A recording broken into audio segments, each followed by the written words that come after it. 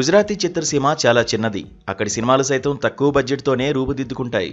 విశేషం ఏమంటే పరిమితమైన బడ్జెట్తో తెరకెక్కిన సినిమాలే అక్కడ అప్పుడప్పుడు అద్భుతాలు సృష్టిస్తుంటాయి. తెలుగులోనూ కొన్ని గుజరాతీ సినిమాలు రీమేక్ అయిన సందర్భాలు ఉన్నాయి. ఇదిలా ఉంటే కేవలం 50 లక్షలతో నిర్మితమైన ఓ గుజరాతీ సినిమా ఇప్పుడు 100 కోట్ల గ్రాస్ను వసూలు చేసింది. గుజరాతీ భాషలో 100 కోట్ల రూపాయల గ్రాస్ వసూలు చేసిన సినిమాగా ఇది నిలిచింది. ఈ సినిమా పేరు లాలో కృష్ణ సదా సహాయితే.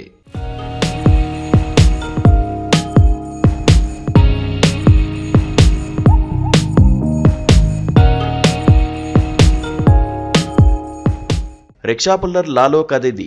తేలిగ్గా డబ్బు సంపాదించాలనే కోరికతో అడ్డదారులు తొక్కిన లాలో ఓ ఫామ్ హౌస్లో బందీ అవుతాడు. అక్కడి నుండి బయటపడలేక నానా తిప్పులు పడతాడు. ఆ సమయంలో అతనికి జ్ఞానోదయం అవుతుంది.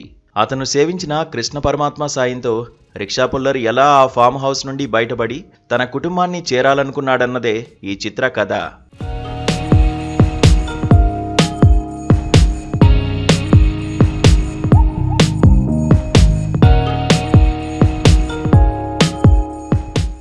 దర్శకుడు అంకిత్ సఖియా ఈ సినిమాను కేవలం 50 లక్షల్లో నిర్మించాడు.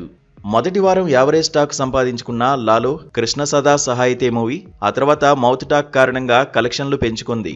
అక్టోబర్ 10న విడుదలైన ఈ సినిమా వారం వారం ఆదరణ పెంచుకుంటూ 50 రోజుల దగ్గరకు వచ్చేసరికి 100 కోట్ల గ్రాస్ను దాటేసింది.